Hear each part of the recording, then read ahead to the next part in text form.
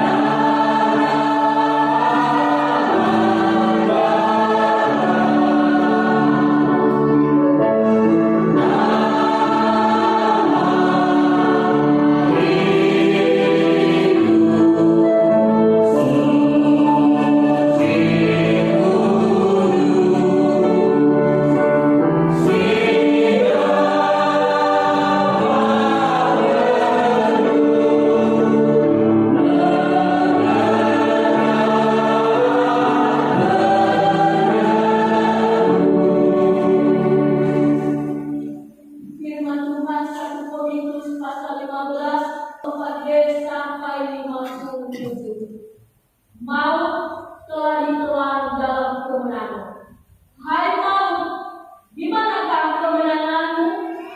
Hai maut, di manakah sengatmu?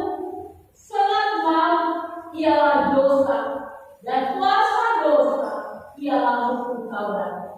Tetapi syukur kepada Allah yang telah memberikan kepada kita kemenangan oleh Yesus Kristus Tuhan kita. Ayat 3.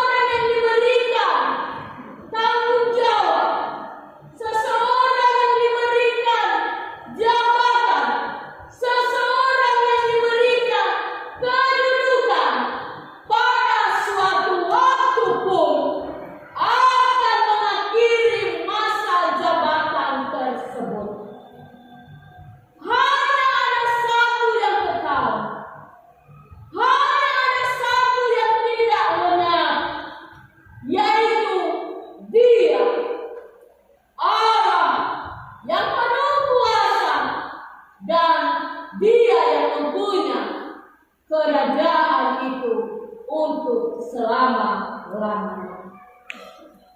Bapak Ibu yang dikasihi oleh Yesus Kristus, bila kekuasaan, bila kerajaan di dunia ini beralih dari satu orang kepada yang lain, maka kekuasaan kerajaan Allah itu akan tetap untuk selama-lamanya. Firman Tuhan pada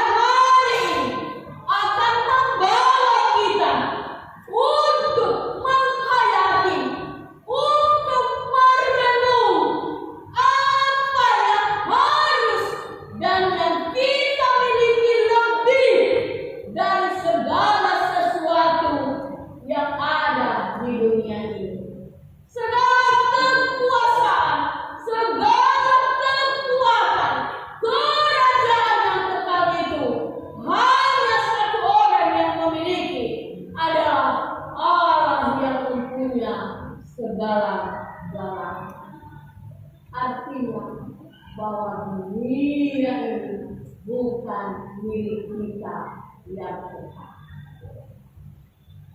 Bapak Ibu yang dikasihi oleh Yesus Kristus, dalam firman Tuhan pada hari ini, Daniel di pasal yang ke-7 ini, dia membuka satu cerita, yaitu tentang penglihatannya, di mana ia melihat masa-masa pemerintahan raja-raja yang ada di dalam dunia ini.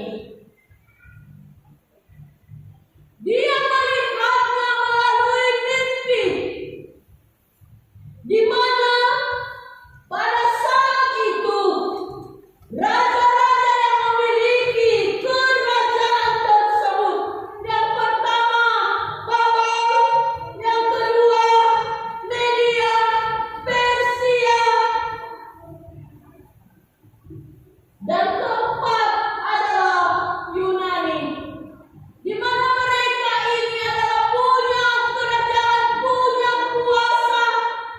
Di dalam kerajaan dan di dalam kuasa yang mereka miliki, tidak ada hal-hal yang menggembirakan di dalamnya, di mana saling menuding, saling bermusuhan, saling menyamakan diri, saling mengagungkan kerajaannya, saling menampakkan kekuatan dan kehebatan di antara bangsa-bangsa tersebut.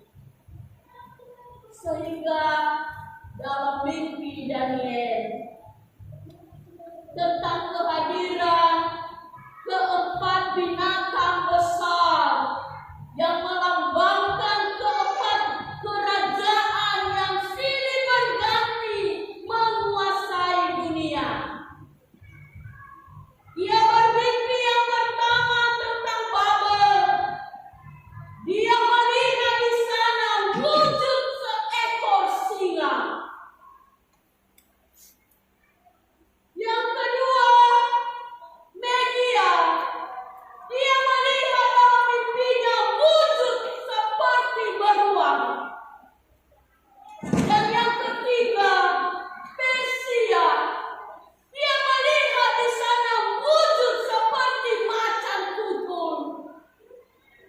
Dan yang keempat, di Yunani, ia melihat di sana wujud yang menakutkan dan sangat kuat.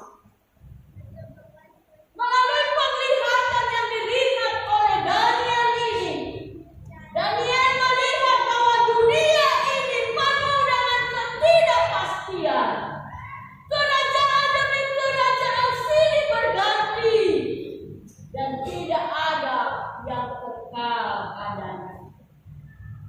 Sehingga setelah ia bermimpi akan keterbatasan keempat kerajaan tersebut, kini Daniel juga bermimpi tentang surga. Suasana sangat berbeda. Kalau di dalam dunia tadi ia melihat macan tutul, ia melihat singa, ia melihat beruang. Tetapi di saat ia suasana bermimpi yang berbeda, ia sangat terkejut, sangat kaget. Beda dengan dunia, beda dengan surga. Bila di dunia ini penuh dengan kekacauan, bila di dunia ini penuh dengan ketidakadilan, bila di dunia ini penuh dengan kesombongan, bila di dunia ini penuh dengan keangkuhan,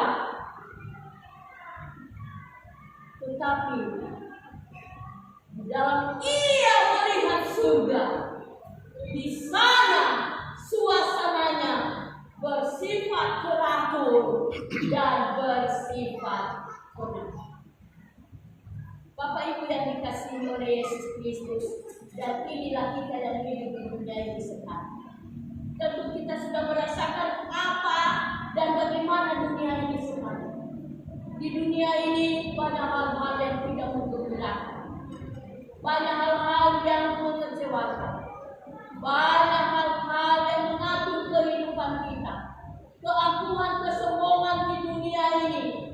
itulah yang berkuasa di dalam. Karena dunia ini memang hanya untuk sementara kita cepat. Bapak Ibu yang dikasihi oleh Yesus, dalam firman Tuhan ini, dalam kita mengenang akan hari-hari yang akan datang, akan kehidupan yang kekal yang akan kita tuju. Bagaimana kehidupan kita? Apa yang kita persiapkan? Apa yang kita lakukan selama hidup di dunia ini? Tentu tidak seperti yang dilihat dunia ini. Tetapi kita mempersiapkan diri kita untuk terus mengasihi Tuhan, untuk terus melakukan kebaikan, untuk menyatakan hal-hal yang baik kepada rumah-rumah, kepada kita. Lihat samati yang diinginkan oleh Tuhan. Kenapa? Karena dunia ini akan kita tinggal. Bapak Ibu yang dikasihi oleh Yesus Kristus, apapun tanggung jawab, apapun pekerjaan yang telah dipercayakan Tuhan bagi kita, dan inilah saatnya kita melakukannya dengan baik. Siapapun kita, apapun yang dipercayakan Tuhan bagi kita, tidak hanya nama sebagai orang Kristen, tidak hanya nama memangku sebagai Satuan Negara Kristus, sebagai komisi, sebagai pelayan, tetapi kita mau mempertanggungjawabkannya nantinya di hadapan Tuhan. Itu yang kita bina di dalam kehidupan kita selaku orang-orang yang percaya, selaku anak-anak Tuhan. Bapak Ibu yang dikasihi oleh Yesus Kristus, untuk itu apapun yang telah dilihat oleh Daniel ini, ya tentu itulah yang terjadi di dalam kehidupan dunia ini. Namun di dalam kita mengingat akan kehidupan ini, karena dunia ini tidak utuh selama-lamanya, tetapi hidup kita harus mengubahkannya, kita harus memperhatikannya, bagaimana kita melakukan apa yang dikehendaki oleh Tuhan. Bapak Ibu yang dikasihi oleh Yesus, kalau kita tadi sudah mendengar ada yang lahir, ada yang meninggal, berarti disitulah kita tahu bahwa ada wujud kehidupan di dunia ini. Untuk itu, dalam kita memperingati kehidupan yang kekal ini, dan dunia ini bukan milik kita sebetulnya, apa yang harus kita lakukan di dalam? Ada dua nilai yang penting yang dapat kita terima dari firman Tuhan pada hari ini. Yang pertama, bahwa kekuasaan dan kerajaan Allah tidak akan lenyap. Sejak kedatangan Yesus Kristus di dalam dunia ini, bahwa kita menyadari bahwa kerajaan Allah itu sesungguhnya ada di antara kita.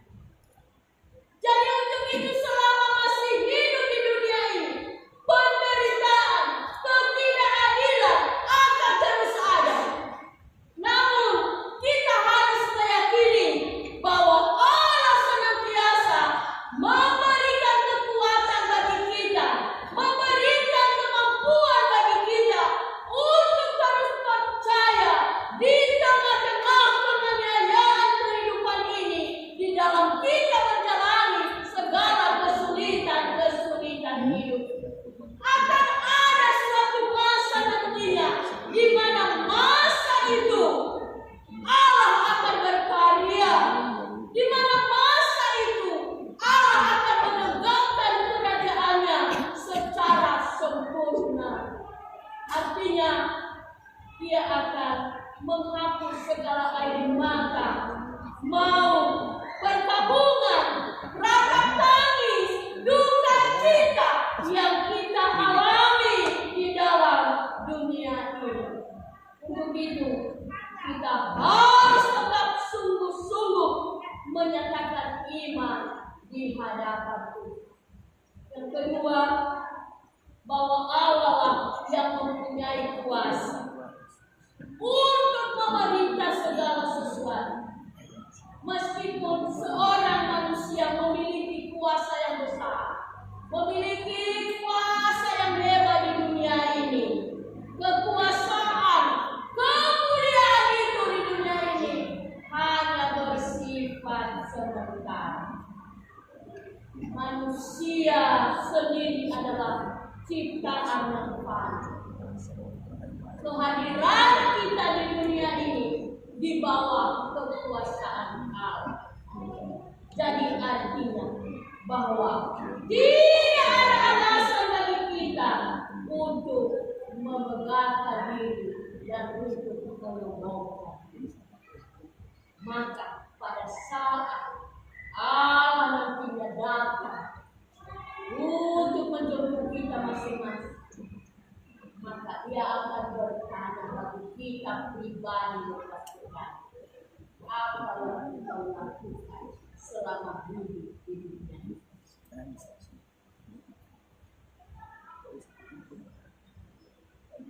Hari ini kalau kita merenungkan apa yang telah saya lakukan di dunia, apa yang telah saya perbuat di dunia ini,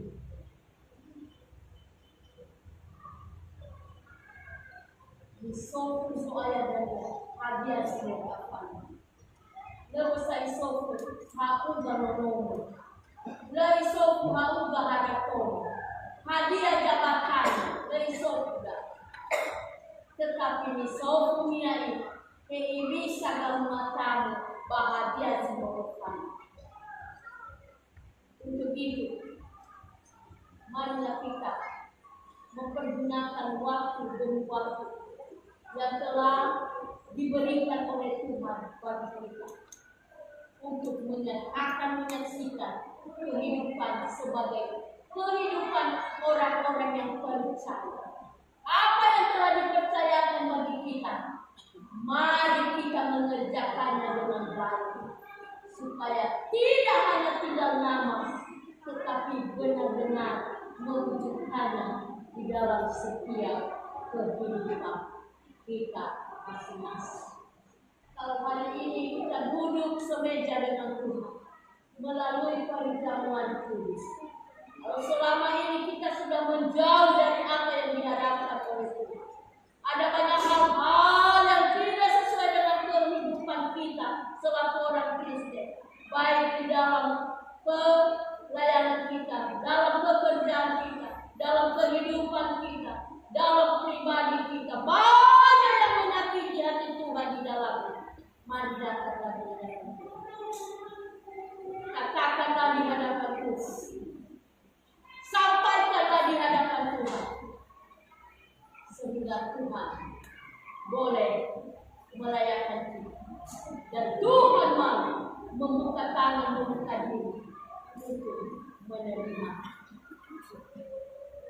Untuk itu, marilah kita mempergunakan waktu demi waktu di dalam dunia ini untuk kemuliaan bagi